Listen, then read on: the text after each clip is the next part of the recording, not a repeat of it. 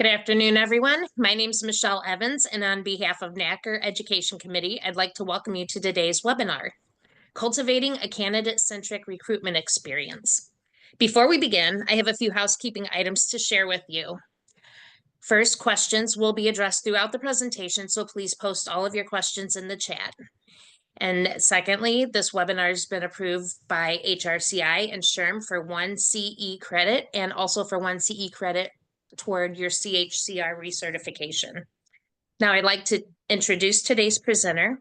With over a decade immersed in the talent acquisition and recruitment industry, Zach Coffey has amassed broad experience in recruiting and sourcing across healthcare and other diverse industries in North America. Currently, he directs his expertise toward cultivating strategic partnerships with Hueman's RPO division. Zach is consistently at the forefront of innovation, providing valuable insights on leveraging company culture to structure and elevate recruiting and talent programs. Zach's commitment to culture-based hiring has yielded success in supporting over 50 organizations during his tenure with Hueman. His strategic approach not only identifies top-tier talent solutions, but aligns them seamlessly with organizational values and objectives. In addition to his professional accomplishments, Zach holds a bachelor's degree from Oklahoma Baptist University. Beyond the world of talent acquisition, Zach is an accomplished singer-songwriter, and you can hear his songs anywhere you stream music. I'd like to thank Zach for spending time with us this afternoon, sharing knowledge and expertise and experience. Awesome. Is that go for me? Yep, Michelle? that's your cue, All Zach. right, great. Well, cool. Well, thank you for being here. I hope I live up to the bio. I have to thank Courtney on my team for writing that. But yeah, you might have to sing us a little song. We'll see. We'll see if there's time at the end, maybe. But thank you for coming. This is a topic that I've gotten to present on a couple of times, and I'm really excited about it because of the importance that it plays across the entire talent acquisition function. So really glad to be here. Please, I'm sitting in a room by myself in a quiet house, so I'll talk and I'll just talk to myself, but I would love it if there are questions, please type them in the chat, as Michelle said, or come off mute if there's something where you said, hey, I want to answer to that quickly. Please, let's make it collaborative and let's make it a discussion together. So Michelle, thank you for the bio. My name is Zach Coffey. I live in the Dallas-Fort Worth area. First and foremost, I'm a dad. I have two sons, a 12 and a 6-year-old, and my wife. The best waste of a degree that I could come up with after college was be a professional musician. And so I moved to Texas from Oklahoma and started doing that. And I still moonlight a little bit doing that. But about 10 years ago, I came to Hueman and actually came as a recruiter. And I started recruiting on one of our healthcare partnerships, and then kind of moved around and specialized in really finding those hard to fill healthcare roles. And so that was my specialty until I moved over a couple of years later. Hey, AP, I see you commenting in the chat. Until I moved over a couple of years later to our solutions team. And so really my focus, my title today is Vice President of Strategic Partnerships. What it means is that I get to talk to TA and HR leaders around the nation, primarily in the healthcare space, and really try to tackle TA challenges together. The organization that I work for is called Hueman. We didn't misspell it. It's intentionally misspelled, but it's not that complicated to say. So it is Hueman. The name is intentional. We are an organization that really partners with our partner organizations to understand their culture, understand who they're looking for and who they are as an organization. We believe that every organization, every person has their own hue, and we're all humans, and we're all in an HR capacity. So the main thing that we do at Hueman is recruitment process outsourcing, as Michelle mentioned, or RPO for short. Outsourcing is a scary word. It doesn't mean outsource everything. We really work alongside the TA teams of our partners, primarily in those hard to fill areas, or areas where maybe you don't have the capacity to expand your team. And we focus on these 5 key pillars that you see here. So We dedicate people, those are recruiters, and we professionally manage those folks to make sure that we're hitting goals and targets and all of those things. We take a look at the process, your current process, and make recommendations to streamline it, apply technology where appropriate, starting with your applicant tracking system, apply marketing resources to the positions we're responsible for, and then lastly, just making sure that we are reporting on everything and we're not doing anything well if we're not making data-driven decisions. We make over 50,000 hires a year on behalf of our partners. One thing we're really proud of is a 1.7 to 1 interview to hire ratio across all of our partnerships. And that relates to what we're going to talk about today. What it means is that the reason we're able to keep that low ratio is because we're submitting the right candidates to hiring managers. We're submitting candidates that know what they're getting into when they kind of come into a role. And that's why we put these great fits there. So at the end of the day, our whole job is making sure that we find the right candidates for our partners. We do it with these three pillars, and I'm excited to unpack how developing a candidate persona really can layer into all of these areas and how you're using them. So looking at this graph, it's a bunch of lines. I'll sort of sum it up for you. What the lines say is that new job openings are down considerably. But what we're also seeing is stabilization and a slight decline in voluntary separation. So a number of factors are leading to that, from inflation to interest rates and the economy, the things that we hear about. But what that's led to is organizations, you've seen it kind of tightening up, and couple that with folks also feeling a little bit hesitant about leaving their current role, which goes back to that decrease in openings. So we have folks that are not leaving. We have businesses that are saying, let's not open up all these positions yet. So it leads to people staying in their role. Um, the Gallup organization says that 51% of US employees are actively seeking a new job. So over half of the folks are actively seeking something. Glassdoor says that employee burnout has reached its highest point since 2016. So that disengagement is real and folks kind of checking out. However, the American Psychiatric Association says that 63% of the folks that they surveyed are worried about paying bills due to the inflation that we mentioned. So if folks are worried about paying bills, they're not going to leave and go kind of test the market. Fear is high. Um, but what that means as a recruiter is that we have to be looking for passive candidates. And we're probably not getting a lot of just applications and the perfect people popping in. What it means is we have to go out into the market and we have to find those people and sell those people on the positions that we have open. So in order to do that, we need to understand what they want throughout the application process, throughout the roles, and we want to deliver a really great candidate experience. So that word is really important, the candidate experience. And I am gonna apologize if you hear a little bit of noise. My yard crew decided to show up right now, which is a perfect time. um, we'll just use the chat to vote here. So how would you rate your candidate experience today? Just type your answer in. Would you say it's great? It's okay, not so good, really needs some immediate attention, or what candidate experience? We've never really talked about it. And think about this all the way from, the time a candidate applies through kind of that onboarding phase. So I see a lot of it's okay, it's pretty good. Um, Working on good to great, that's awesome. Great candidate experience and not a great application experience, that's pretty good. So kind of a mixed bag, right? We all feel like we're making an effort and doing things to really drive an awesome process forward, but there's probably some room to keep working on it. And so we're going to continue talking about kind of building that great experience and how we do that. So building a great experience is a really nice word, but where do you start? The topic of today is really starting with that candidate persona. It's vital to the roles that you do it for.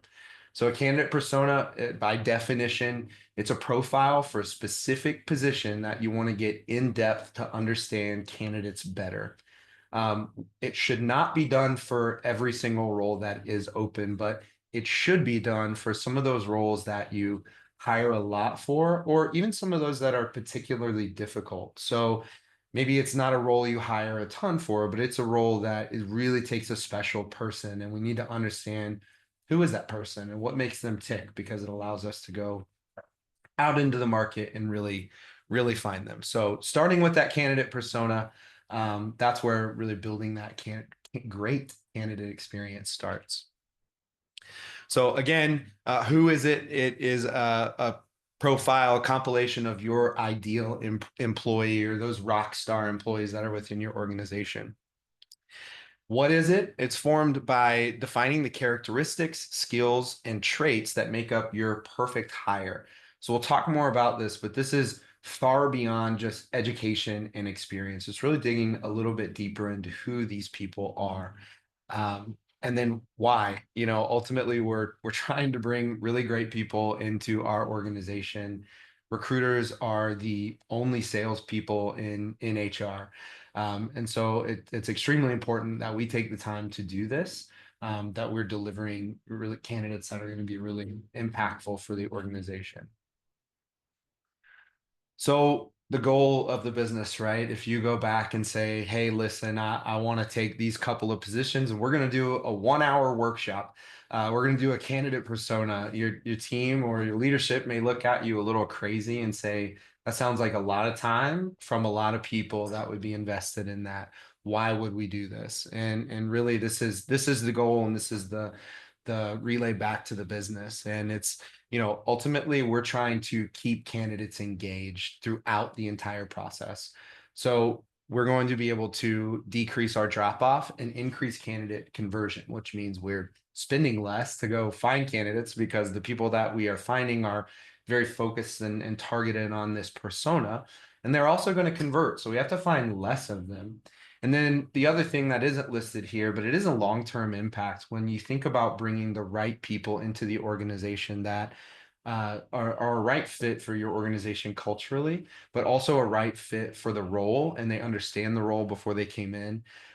What it's going to lead to is just retention ultimately. And so this is your sell to the business to say, hey, we want to take a little bit of time and do these things.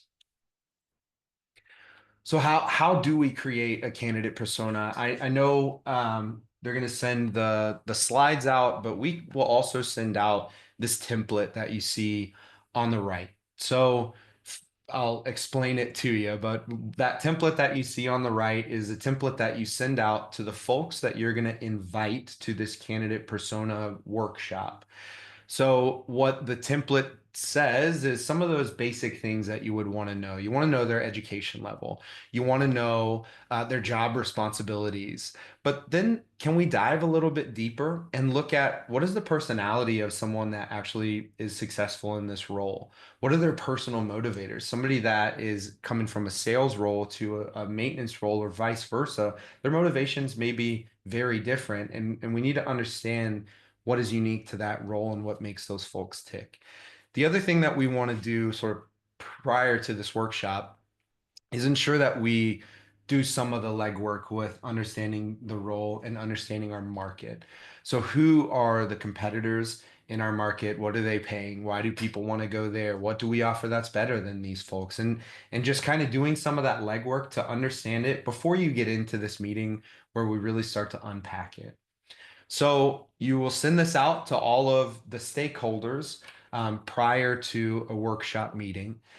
All of the stakeholders will fill this out, and those stakeholders are recruiters that are recruiting on the role, hiring managers that actually have oversight of these candidates that will be employees, employees that are actually in the role today. So it's important to understand not just what the manager wants, but what makes a role attractive, or what makes an organization even attractive to your top employees, because ultimately that's what we want to find more of. Some folks from marketing. It's good for some folks from marketing to understand hey, this is how we maybe need to refine our recruitment marketing approach for these roles. So having them in this call is important. And then the last person is just a really good note taker. Nothing is worse than like you have a meeting and you wrap it up and it's like, all right, what are the action items? And nobody really wrote it down in a concise way. So that's always my plug. Make sure you have a really good note taker at these meetings. But really, what you're going to do is come and bring those people into a room. You're going to take a look at that analysis that they did before and then just start to unpack it more, diving into some of those things that are separate from the education and the experience, those motivators, both professionally and personally. What are the characteristics? What are hobbies of these folks? And so we have some really fun stories about interesting ways that we found candidates based on hobbies and things like that. So I'll definitely share more of that. Um, but as you start to think about the motivators, professional and personal, here's something to get you started. And so obviously, looking at what those goals are, but thinking about where in the process is somebody going to find a job? How do they want to apply? When they do apply, how are they going to be reached out to? I'll tell the story of we had a healthcare partnership and it was in kind of rural Washington and it was kind of wine country and not wine country, but a wine corridor. And so we were looking for physical therapists, and they were extremely hard to find. And so our recruiter kind of did one of these candidate persona workshops and started to understand these folks better. And what we understood about those folks was that, well, they're in this kind of wine corridor. They're a part of these wine groups. And so they started digging into some of these groups, and through a bunch of back channels and a bunch of different ways, we were able to actually hire a couple people for roles from Pinterest. And the only reason that we knew that is because we took the time to look into this candidate persona and build a profile for these folks. And it definitely isn't all of our hires are coming from Pinterest, but it's good to get a couple, especially when you're looking for those hard to fill roles, and especially when we're thinking about passive candidates and folks staying in roles. So really nothing is off limits when you're going through the candidate persona. Talk about everything and talk with those people that are in it. And I guarantee you'll start to unpack a lot more and give marketing and your recruiters a little more direction. So a question from Heather. So are these candidate personas just for internal use? Heather, yeah, we use them internally. So really what it is those stakeholders that are a part of it, they're obviously going to see it. And then it really is an internal document. So kind of once we've gone through that persona exercise, we feel great about where it sits, then it will transfer internally. And at Hueman, we build playbooks for our partners and really for our recruitment team. And these personas would go in that playbook. And so what it would allow a recruiter to do is say, oh, I got a few more of this position. I'm going to go refresh on some of the characteristics of this position. And so it is an internal document. What it also allows us to do is if we have recruiters that move or take a new role, whatever recruiter comes in to backfill and understand this, they're able to read this, they're able to understand the notes, and they're able to understand what they're looking for. So I'd love to hear if you see an external use case. For us, it is that internal use for the document, and probably most helpful for the recruiter as well as the hiring manager. That's kind of understanding helps them get an understanding more of what they're looking for in the role as well. Hope that answered your question there. So I told you guys uh, yeah, JD's job descriptions are extremely boring these days and all the compliance things. And so what are we doing to stand out, right? So thinking about that experience.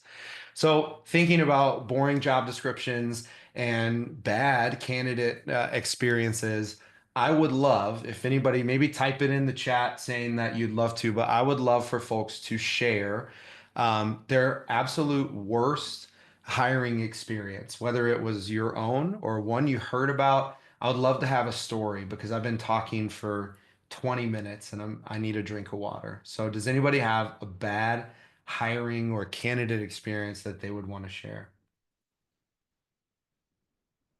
The chat seems dead. I don't Um, feel like typing in the chat, but I'll give you a Okay, really bad, good. Thanks, Teresa. There we go. Let's hear I'll give it. you a bad applicant experience. Yes. It actually came from my own ATS.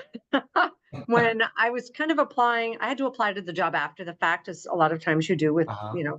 manager roles, what have you. So it said, hey, you've got the option to apply with LinkedIn. Hmm. And I was like, cool, okay. And then of course I went back and applied from my tablet and my phone just because I am that person who takes 5 pages of notes on the application process. But it it said, okay, you log into LinkedIn, you have to remember that. Then you have to do the authenticator code, right? So you've got Yeah. all this information. You're like, great, now it's going to parse into my application. No, it did not. It pulled my name, my last name with all my credentials that I have on my LinkedIn profile, and an old email address from when I worked at a previous organization, which isn't even on my current LinkedIn Yeah. profile. And I couldn't edit it. And Wow. by that time, if I didn't already have the job, I would have abandoned that application. I would have been, Yeah. I'm done. And how many folks are in that exact situation, right? Whether it's a manager Yeah. level or above or an entry level role where they're saying, I'm on my phone, I'm gonna apply for this job tonight, and you know what? It's gonna take 30 minutes. I'd rather go spend a little bit of time with my family. Yeah. Yeah, I saw another one, Kelly, 4 interviews and then don't get an offer. I'd love to know, what was there at least communication about it? Did they let you know, or did they just kind of let it float? So thank you for sharing the stories. I love the interaction. So let's go to the flip side. So I have a couple stories, but I'd love to hear about a really great experience. So whether that is an internal, um, wh- yeah, Teresa, I love the chats. Thank you all for making it collaborative. I'd love to hear a story about a really great hiring experience. So whether it's one that you went through or you feel like internally you have a really great hiring experience from a candidate perspective. Does anybody have a story that they'd want to share? No, I see a little bit. I know no one wants to come off of mute. We're eating lunch and doing that. So, um, well, there we go. Common practice at my facility to interview too many times. So kind of, yeah, back Kelly still on, on the too many interviews. And it's something. I think the thing to remember here is that most people remember a negative experience.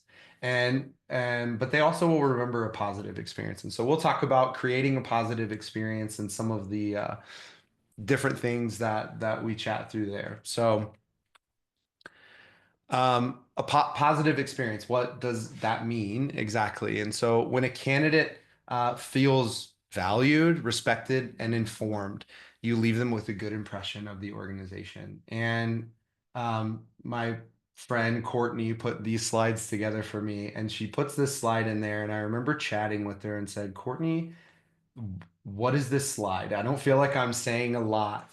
And I think the biggest thing is to remember that behind every single application is a real person. And so all that it takes is consistent communication with those folks. If they have a question, within reason, can we answer those questions? Can we get back to those people and let them know, hey, when we're on interview number 3, that there's going to be a fourth one? Are we justifying that? Are we telling them why?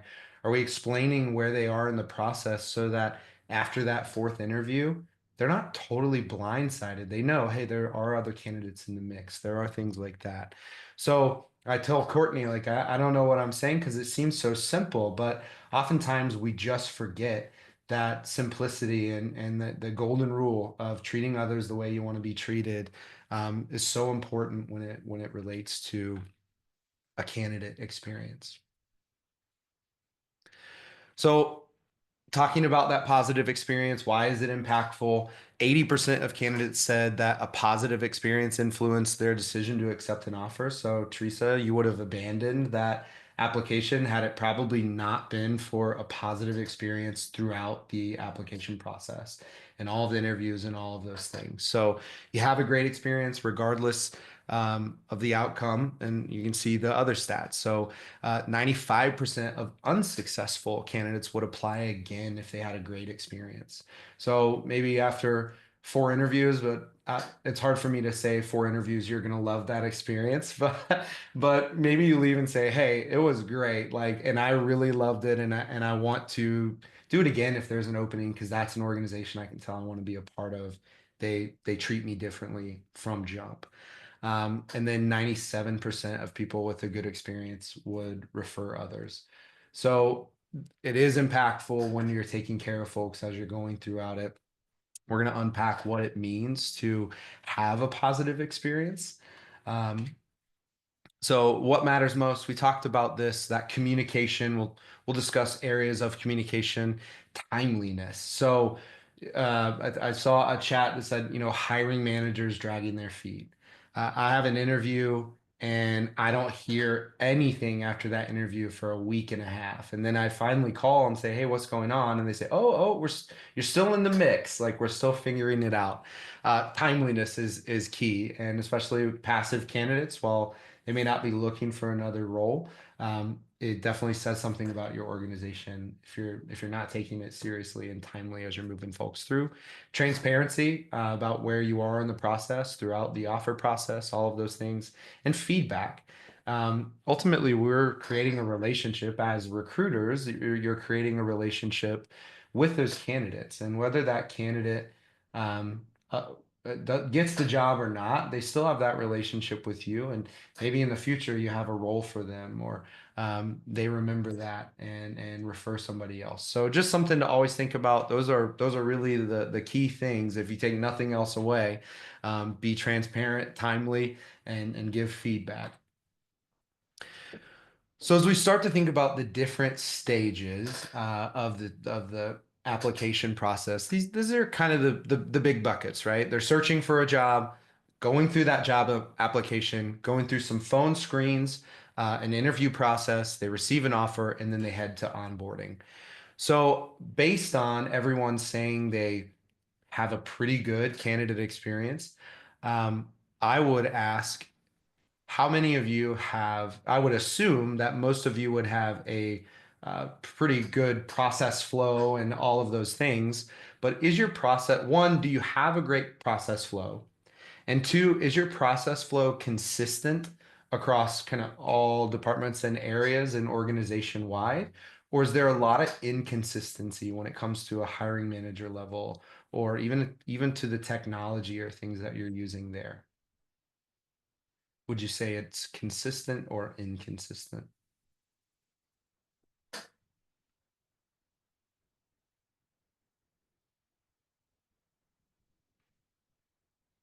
Yeah. Consistency, there's some inconsistent. Wish it was more consistent. Yeah, this is great. Thanks for chatting. I appreciate it. So all of these areas are opportunities for us to make these things more consistent. Some things are out of our control, definitely understand that. But these are all of the areas that a candidate is going to feel that lack of consistency throughout it.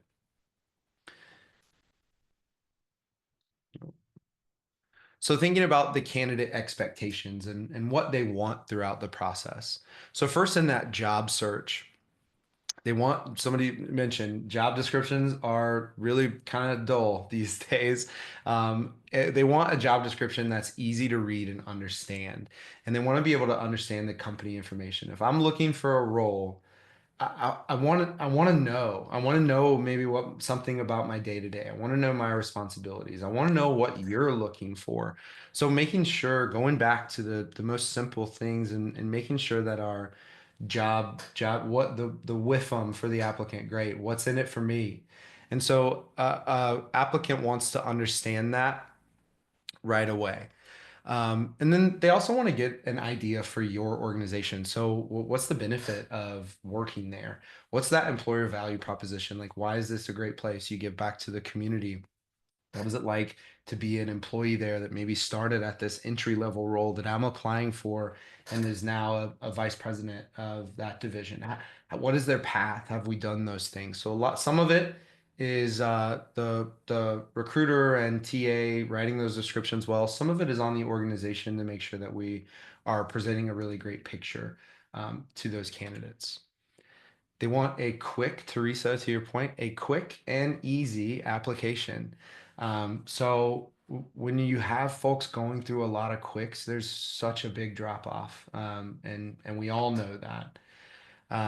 They want acknowledgement of, hey, well, you applied and we got it, we're reviewing it.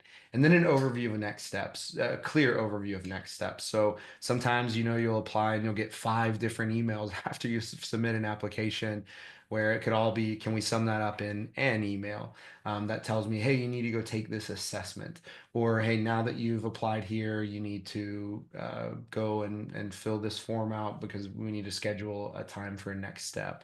So understanding what those next steps are, you'll see it again and again. So in a phone screen, one, this is the recruiter. The recruiter needs to understand who we're looking for. They need to understand that candidate persona that we went through and be able to understand the role in a way that they can create a very clear picture to a candidate. And so at the end of that phone screen, again, next steps, feedback, letting them know where they are in the process. As they move to that interview process, yes, it is a great opportunity. And the point of an interview is to allow your organization to understand a candidate. But the candidate needs to understand the role as well. And how many times have we hired somebody and they're a month in and it's just, they'd say, this isn't a role for me. This isn't what I was looking for.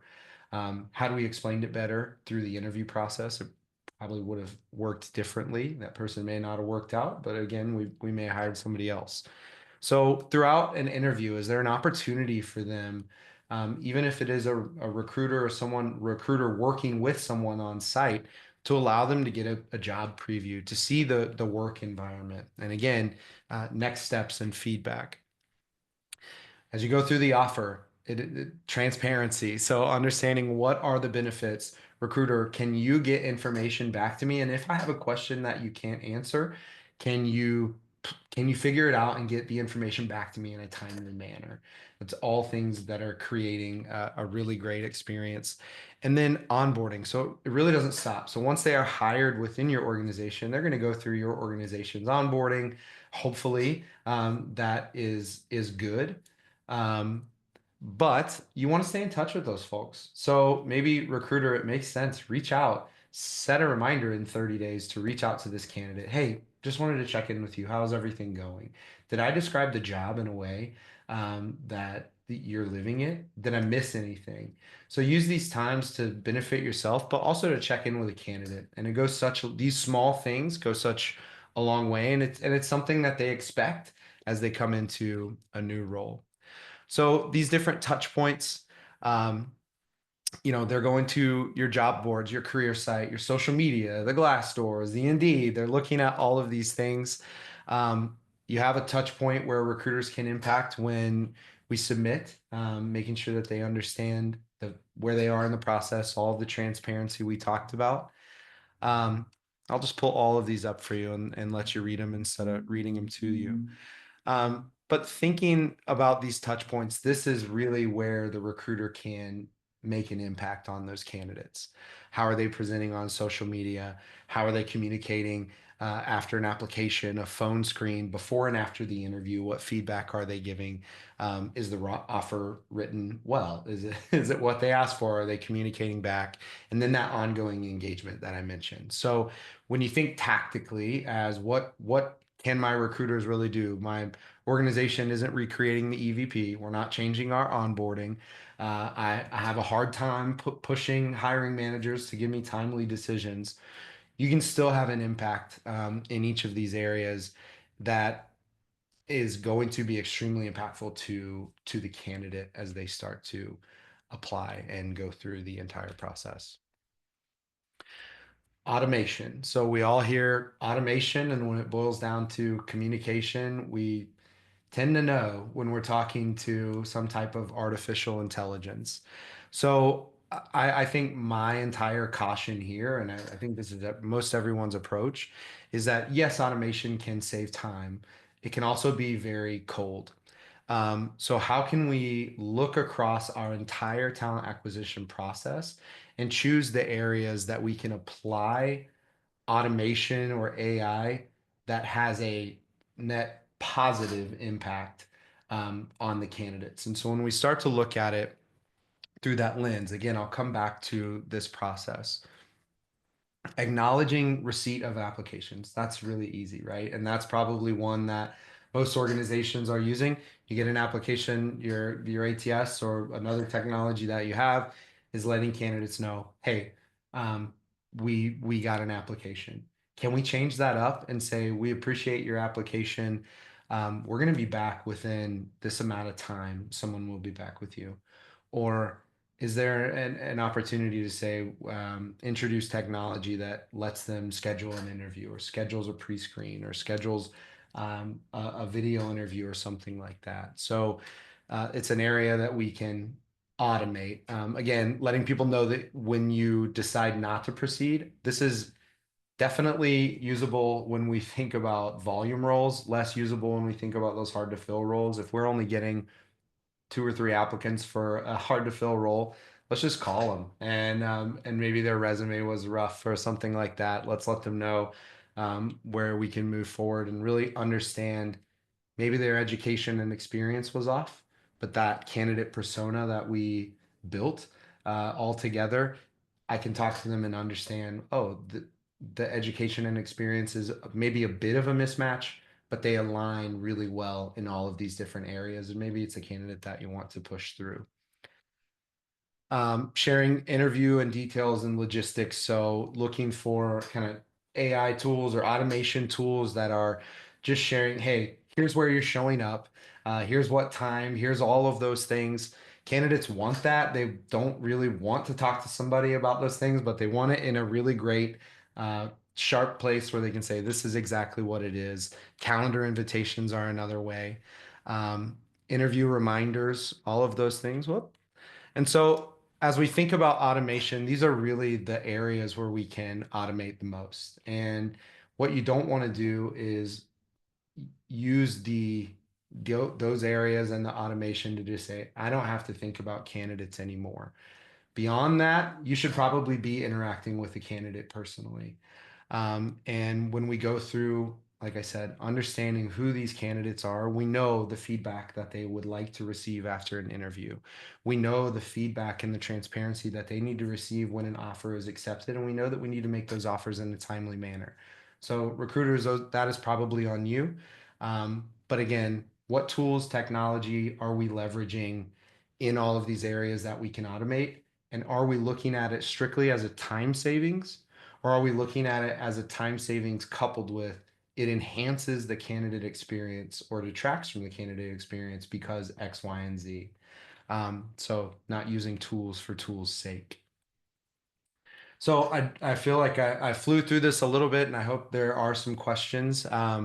But I hope that a candidate persona sort of helped you understand how it can impact each of these areas. So starting with the people, our recruiters need to understand the roles that we are diving into a lot better, understanding who the A players in our organization are, and that goes with managers, hiring managers, and recruitment managers the same. As we think about a process, we're thinking about the process from a holistic candidate experience lens.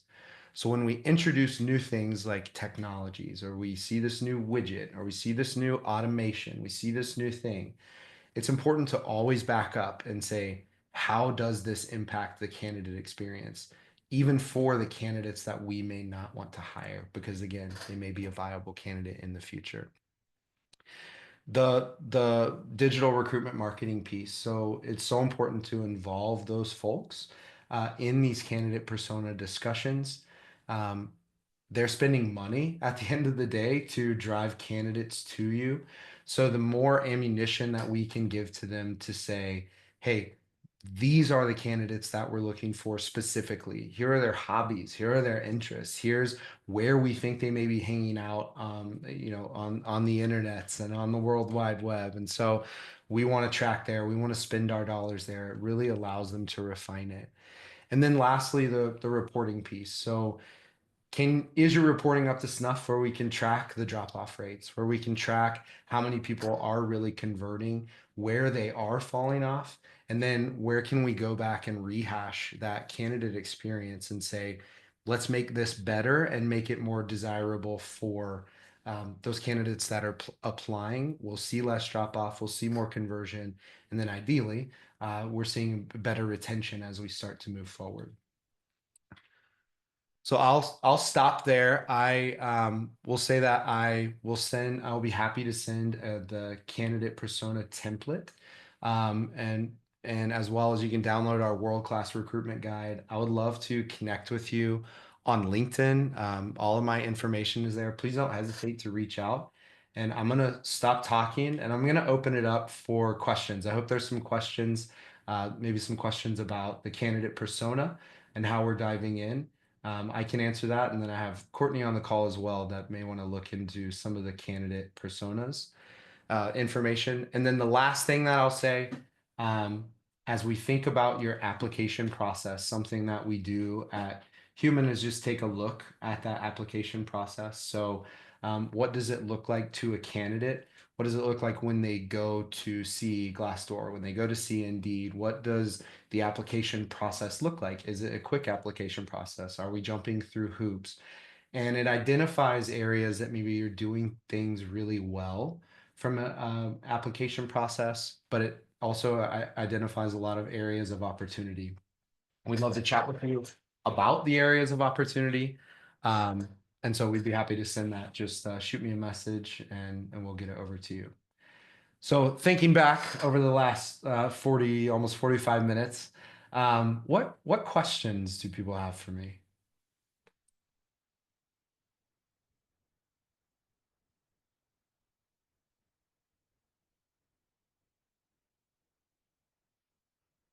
So I'd love to, if nobody has questions, I'd love to kind of network a little bit. And does anybody feel like they have a really great candidate experience where they're doing something unique throughout the process that they would love to share? Ultimately, this is a group of like-minded people, and we're doing a lot of similar things. So if there's something really unique that you're doing, we'd love to hear about it. And thank you, Heather, for your comment.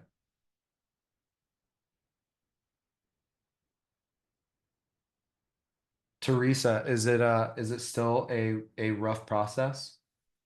I'll tell you, I was just going to ask a question in chat about we bypass the ATS as often as we can. Yeah. We've got a landing page that's built out by our partners from NAS Recruitment Innovations. Not a landing page, it's our whole career site. They call it the Activate platform. And so we're like, oh, contact a recruiter. Yeah. We've pivoted away from having the Indeed and Glassdoor quick applies. I'm not a fan of those. I refuse to pay for mediocre candidates on Indeed that I can find by myself having a resume search license. But for us, if they do make it through that application process, which we do track now, especially that we've got the platform in place to monitor it, we just have service level agreements in place. We're a small group. We're a small company, less than 750 people, but I think you could scale it up as a lot of large organizations do. But, they need to hear from you immediately, not just the thank you. Yeah. Thank you for applying. You can log in and check the status of your application, right? So it was painful, but we built out templates like, hey, phone screen, let's chat. Hey, salary conversation, you want $160,000 and my goodness, the max on this that we could pay you is 90, right? Let's have those realistic conversations. But, and for us, it's about immediate conversation, immediate touch. So we have one business day is our SLA. Like if an applicant applies, and I guarantee you, if it's a clinical role, one of our MRI techs, X-ray techs, what have you, it's a day. And then we use a lot of video. And people who know me just laugh because I love my videos, but it's, communicating with them. Hey, great job. Here's what to expect in the next round. Or if it's a manager role and above, when we're doing, I hire all the manager positions. I'm in the middle of it right now. Let me tell you exactly what's going to happen, right? Yeah. And then if I say, hey, great job, I'm going to reach out to you. If they've opted in for text messages, I'm usually texting them a video. Yeah. I'm going to reach out to you on email. I'm going to call you, but I just want to let you know, wow, just got some immediate great feedback from our CEO or COO, whoever the hiring manager is. And we're just excited about the next steps. And that keeps them so engaged, right? Exactly. And then Yeah. we use videos when we're about ready to make an offer. We use it's an asynchronous video platform. Yeah. VidHire is how they're rebranding themselves. And it's pretty cool. Hey, Zach, I'm about ready to make an offer to you. Yeah. I'm going to call you, but we're working on the comp right now because we usually are. Because, who doesn't have Friday afternoon when all the managers want to make 10 offers Friday afternoon and you're like, so you send them a video, you send them the benefits information to review, write down all your questions, and we'll touch base, right? I'll be Yeah. talking to you soon. I've had people that were ready to accept another offer come Friday and they heard from me and they waited till Monday and they took our offer. So that kind of a touch base. And then, of course, I had one gal who was an MRI nurse. She was driving down the road and she hit the button to reply. And she's like, I can't wait. I'm like, please don't get in a car accident while you're like, don't do that. But, and then we hired an onboarding specialist and she uses video, right? Like, so we use videos. Like, hey, we can't wait. And we're targeting because we just looked at our employee engagement surveys and what we noticed was engagement sort of, you get past the 90-day introductory, you get to 6 months, and then your reality sets in. And at 1 year, we've noticed a lot of disengagement depending upon what role you're in. So we're doing constant communication, using video. Our CEO is going to record a video every month, and he's going to recognize the 6 or 7 or 8 or 10 people that have a 1-year anniversary. Congratulations, you've made it to a year. We're so happy. We're so excited. We're coming up with other creative ways. We don't have a lot of extra money to do things. So we just have to, I can't give everybody. I was on a Phenom call and they were talking about sending people sunglasses that your future looks bright. You're going to need these. We don't have the money to even buy those little tchotchke gifts. So we're just using the video platform that we've got and we're just touching base, but with different people. So And I love that you're thinking about it, right? And because it's way beyond we focused a lot today on the application process and getting them in the door, but it is so far beyond that. And so Teresa, I'd love to connect with you and I'd love to connect with anyone thinking about engagement. And as you think about that long term, it's something that we really value here at Hueman and take very seriously as well. So Teresa, to your point, it is so true. Some of these things seem like, I can never get my organization to agree to do this. I'll never get them to spend the money to change this up within our system. Well, let's be creative. Can we find a workaround? And if you're always thinking about it through the lens of how does this impact the candidate? How does this impact the employee? And what small thing can I do to have a positive impact on that? And I just think if you're approaching every day like that, what small thing can I do to have a positive impact makes such a bigger impact than you really realize. And just a phone call from a recruiter, hey, I'm really excited for you. Just so you know, next steps are going to be this, but hey, someone's out of town. They're going to not be in touch for 5 days, but I'm going to be back with you.